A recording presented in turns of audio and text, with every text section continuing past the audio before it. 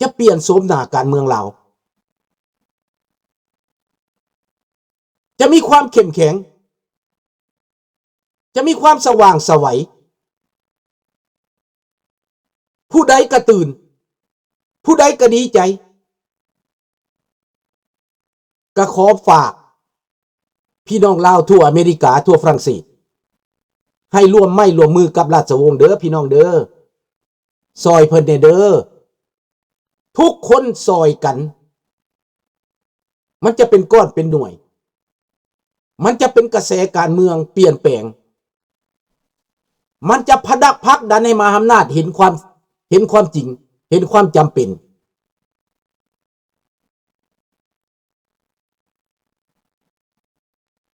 แม่นแล้วราชวงศ์ลาวเป็นผู้นำที่ขาวสะอาดบ่ได้มีมนทินในการสลัดบังหลวงบ่ได้มีมนทินในการเข็นฆ่าฮาวีเขาบาปเองเขาลุงโพอันนั้นแหละบาปน้ำสาบานวัดองค์ตื้อจะทำลายไปเรื่อยๆผู้ใดทรยศผู้ใดทรราชนั่นมันสิเป็นเองดอกถึงยามมันอย่าลุงแต่พวกเฮานี้จะต้องระดมกันจะต้องซอยกันคนละไม้คนละมือใจอยู่ใส่ก็ตามสื่อซอยได้กันหมดเพราะว่ามันติดต่อกันง่ายผู้ใดอยากรวมมือกับราชวงศ์ในทั่วโลกนี่นะร่วมมือกันพี่น้องคันบ่มีบ่อนติดต่อบ่มีบ่อนสื่อสารมาหาข้าพเจ้านี้และข้าพเจ้าก็จะรวมเอาทุกฐานทุกคนนี่แหละไปให้เพิ่นพี่น้องอันนี้แหละเพราะว่าข้าพเจ้าได้ถูกมอบมาแล้วมอบตั้งแต่1997 พุ่นข้าพเจ้าจะเฮ็ดหน้าที่นี้เพิ่มขึ้นเพราะว่าเพิ่นออกมาแล้วข้าพเจ้าฮ้องแต่ก่อนนั้นได้เพิ่นออกมาวันนี้คันเพิ่นออกมาแล้วบ่ซอยเพิ่นสิได้บ่เฮาก็ต้องซอยเฮาก็ต้องเอาจิตเอาใจซอย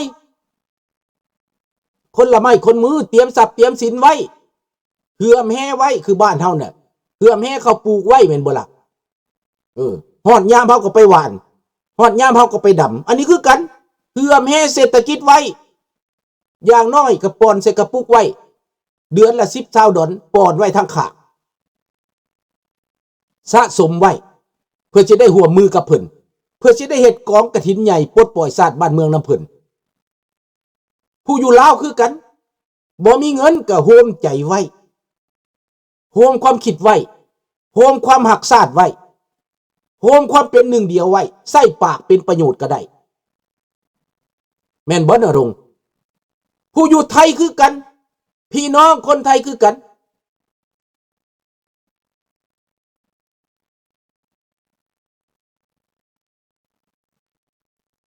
มันสิโกรธเกณฑ์หยังก็อย่าเฮาบ่สนเกณฑ์มาก็ซ้ำเกณฑ์มาให้เฮาน่ะเกณฑ์ทหารมาซ้ำเกณฑ์ทหารมาให้พวกเฮาเกณฑ์ลูกเกณฑ์หลานเฮาบ่ย้านหยังลูกหลานเฮาเพราะว่าอนาคตของเขาลูกหลานเราบ่ต้องย้านดอกคนอยู่ต่างประเทศนี่เขาบ่ไปอีหยังพวกเจ้าดอกราชวงศ์เพิ่นหักแพงเบิดทุกคนลูกหลานเราในประเทศเพิ่นคิดฮอดคิดถึงเบิดทุกคนลุงนี่คือฮอดลูกหลานเบิดทุกคนจะเกลียดจะชังจะบ่มักลุงก็บ่เป็นหยังพอลุงบ่ได้ไปญาติพวกเจ้าอีกแล้วลุงทำหน้าที่ของความเป็นลาวซื่อๆเด้อถ้าบ้านเมืองบ่สงบลุงบ่อยู่ดอกเมืองลาวน่ะอย่างเก่งก็ไปยามอย่างเก่งก็ไปซอยปักหลักปักฐานอยู่ต่างประเทศแล้วอยู่นี่ปลอดภัยกว่านะลูกหลานในประเทศบ่ต้องห่วงเด้อต้องเฮ็ดเพื่อพวกเจ้าเองทหารคือกันพวกเจ้าอยากมีเงินเดือนพวกเจ้าอยากมีเกียรติพวกเจ้าอยากมีเสรีภาพพวกเจ้าอยากอยู่ตลอดปลอดภัยพวกเจ้าอยากอยู่ดีกินดีแม่นพวกเจ้าต้องร่วมมือในการเปลี่ยนแปลงต้องปลดปล่อยข้างใหม่ข้างกี้นี้การปลดปล่อยที่มันเว้านั้นเป็นการเอาแอกมาใส่คอคนอีสานก็พร้อมครับขอบคุณมากครับพี่น้องคนอีสานนั่นแหละสำคัญ เป็นลักเป็นแกนเป็นก๊กเป็นหากที่ยังบ่ได้เสียเสรีภาพนี่เป็นก๊กเป็นหากได้ประเทศลาวเนี่ยถือเขาตัดเขาฮ้อนแล้วเป็นงาเป็นกิ่งแล้วเขาตัดเขาทำลายก๊กหากเหลืออยู่ภาคอีสานบ่แม่นลาวอยู่เมืองลาวได้เป็นก๊กหากเด้อพี่น้องเด้อบ่แม่นได้ลาวอยู่เมืองลาวเดี๋ยวนี้เป็นลาวผสมเป็นลาวจืดเป็นลาวจางเป็นลาวป่นและแกนแท้ๆนั้นเหลือน้อยที่สุดเกือบสิบ่มีฮอดแกนเป็นลาวก็เป็นลาวซื่อๆแล้วเป็นลาวที่บ่ฮู้ตัวเองว่าเป็นไผคิดว่าตัวเองเป็นแก้วคิดว่าตัวเองเป็นจิกคิดว่าตัวเองเป็นโซเวียตนี่อันแนวคิดที่เป็นลาวแท้มันยังอยู่ในภาคอีสานพี่หลายกว่าได้จังหวัดจังสั้นฟังอย่าเฝ้าเสียใจเด้ออย่าลุงโพเด้อฟังดีๆที่ลานเว้านี้คนอีสานอย่างน้อย30ล้าน26หา30ล้าน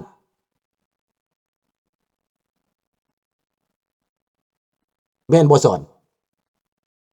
26หา30ล้านนี้ข้าเจ้าบ่ได้ถูกล่างสมองข้าเจ้ายังมีกกมีหากมีแกนแต่ลาวอยู่เมืองลาวถูกล่างสมองแม่นแล้วมันแก้วปุ่นลาวไปแล้วดังนั้นพี่น้องภาคอีสานต้องเข้าใจที่ลุงเว้านี่นะเสื้อนอแหนงของเฮาน่ะแตกมาแต่เบื้องแสสามยานพุ่นเฮาเหลือมาผู้นึงไปฟังแม่น้ำของเบื้องนั้นผู้นึงมาฟังแม่น้ำของเบื้องนี้ก็แม่นเสื้อนอแหนงอันเดียวนี่แต่เขาดันสอนเฮาบิดเบือนซื่อๆผู้ใดบิดเบือนที่ว่าเฮาบ่แม่นลาวหั่นนะคันว่าบ่ได้กินปลาแดกเด้อคันผู้ใดกินปลาแดกปฏิเสธบ่ตกได้นรงกินปลาแดกไหมคันน่ะกินปลาแดกนั่นแหละลาวคักๆมึงสิว่ากูบ่แม่นลาวก็อยากลาวคักๆมึงสิเว้าทำเนียงได้ก็อย่านะถ้ามากินปลาแดกแล้วแม่นลาวคักๆแหละตัดสินในรถว่าแม่นลาวคักๆแม่นมันหนีไปอยู่บางไทยบ่7-8 แสนคนแล้วคนลาวหนีไปเฮ็ดเวียกแล้วก็เอาผัวเอาเมียเลยอยู่เลยก็มีบ่มาเลยก็มีบ่กลับเลยก็มีไปบ่กลับก็มีเขาเบื่อนั่นน่ะลาวคักๆพวกเจ้ากินปลาแดกดังนั้นพลังปลาแดกนี่พวกเจ้าให้มันมีพลังได้บ่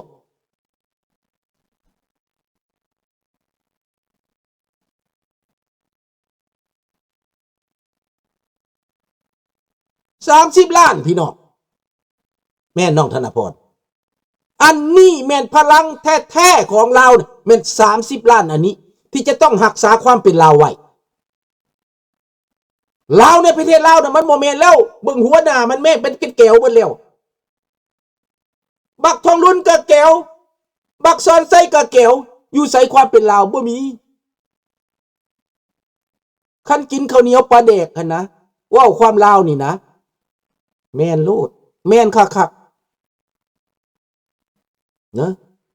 ผู้ใดก็อย่าปฏิเสธเด้อคันว่าพ่อแม่พากันเฮ็ดปลาแดกกินแล้วแม่นลาวโลดกินข้าวเหนียวจำปลาแดกเคี่ยวหมากเป่าแค้นแม่นโลดแหละพวกเจ้าอย่าสิเว้าว่าบ่แม่นหั่นน่ะพวกเจ้าอย่าลืมตัวเองลาวอยู่ฝั่งนั้นลาวอยู่ฝั่งนี้เว้าภาษาลาวนี่นะคันลุงเว้าเข้าใจแหละแม่นนั่นเลยแหละคันเว้าบ่เข้าใจบ่ฮู้บ่ซี่แม่นอยู่คำว่าจิบตองปันนาน่ะก็ประจาไตลื้อนั่นน่ะลาวลื้อเขาเจ้าอยากปฏิเสธว่าเขาเจ้าบ่แม่นลาวก็โอเคแต่เฮาไปถามเขาค่อยไปถามคน12ปันนาได้มหาเศรษฐีมาอยู่ในกรุงเทพนะว่าซั่นเจ้ามาแต่12ปันนาน่ะเจ้าเป็นหยังก็เว้าภาษาลาวนี่แหละเราอ่ะนั่นเอ้าแล้วเจ้าเป็นหยังซั่นค่อยก็เป็นลื้อเราอ่ะเอ้า12ปันนาเราเป็นมหาเศรษฐีได้นั่นพี่น้องดังนั้นเฮาต้องพึงกันขอพึงบารมีพ ราะว่า30 ล้านคนพวกนี้น่ะยังกินปลาแดกอยู่นี่นะพวกปลาแดกซอยปลาแดกเอาเบิ่งดูเอาปลาแดกเอาพวกปลาแดกนี่แหละจัดการมันน่ะเนอะนามสกุลปลาแดกพวกเฮานี่นะจัดการมันคนปลาแดกต้องเค็มต้องเก่งเนอะ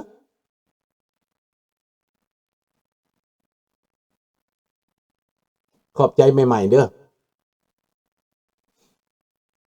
แล้วนี่เขามาปิดบังแนวความคิดของเฮาบักทองรุ่นนี่เอาผ่ามือมาบังตาเฮาไว้มาปิดหูเฮาไว้บ่ให้ฮู้จักความจริงแล้วก็สอนเฮาให้เกียรติแค้นให้เกียรติสร้างเล่าด้วยกันพวกกินปลาแดกน้ำกันมันบอกว่าแบ่งแยกเพื่อปกครองดีวิเซพวกมีอะไรนี่แบ่งแยกเพื่อจะอยู่ในอำนาจต่อไปเพื่อจะปกครองต่อไปพรรคของมันน่ะนะออกกุลโอบายออกนโยบายออกกุลสโลบายกุศโลบายตัวคนลาวหลอกคนลาวอ้ายกินปลาแดกนี่ก็บ่ได้เข้าใจหยัง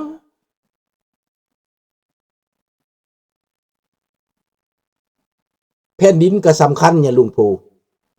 แต่มันสำคัญที่คนจะรักษาแผ่นดินไว้เป็นคนนะเฮาตกไปอยู่ไสก็ยังเป็นคนอยู่แผ่นดินนั้นถ้าไปอยู่บนใดก็ยังเป็นคนอยู่อยู่ฝั่งซ้ายอยู่ฝั่งขวาก็เป็นคนอยู่ไปอยู่ฝรั่งเศสไปอยู่อเมริกาก็ยังเป็นคนอยู่แต่คนกินปลาแดกนี่สำคัญ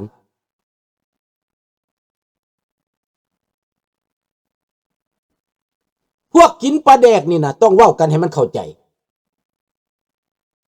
หัวใจต้องเป็นเดียวกัน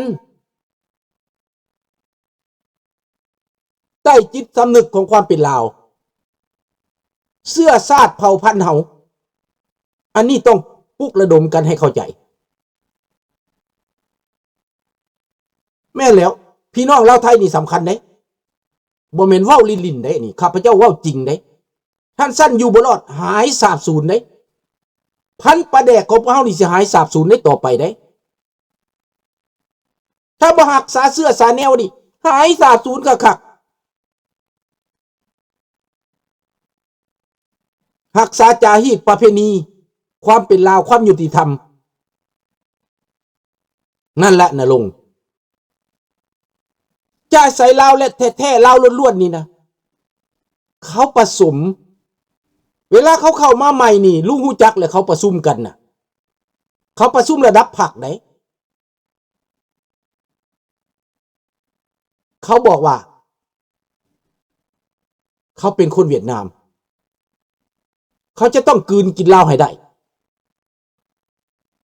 เขาจะต้องลาวนี่ให้ศูนย์พันธุ์ให้ได้เขาจะต้องมิกซ์ให้เป็นเวียดนามหมดมันเป็นแบบนั้นและทุกสิ่งทุกอย่างเวียดนามหรือจีนตัดสินคนจีนที่ส่งมาไทยกระทำหน้าที่การเมืองเฮ็ดให้ประเทศไทยกลายเป็นจีนคนเวียดนามมาอยู่ในลาวก็มีหน้าที่ทำให้ลาวกลายเป็นเวียดนามนี่สงครามบ่หยุดบ่ยั้งบ่เศร้านี่ย้อนการแทรกแซงจากลัทธิอุบาทโลกเสรีเขาแทรกแซงนี่เขาบ่ได้แทรกแซงแบบนั้นเขาไปอยู่ประเทศใดเขาก็ให้ประเทศนั้นรักษาวัฒนธรรมประเพณีตัวเองไว้เพราะว่าเสรีภาพนี้ขึ้นต้นมัน freedom เห็นบ่ democracy อันนี้สำคัญได้ในประเทศแคนาดาชนชาติฝรั่งเศสอยู่ในนี้5 ล้านคนทั้งหมดในแขวงข้าพเจ้านี้ทั้งหมดนี่ประมาณ5 ล้านคนเนอะในคิวเบกนี่นะเขาก็รักษาเอกลักษณ์ของเขาไว้กฎหมายก็คุ้มครองเขาก็ตั้งพรรคการเมืองได้หลายพรรคแต่เขาอยากตั้ง ผู้ใดจะไปครอบ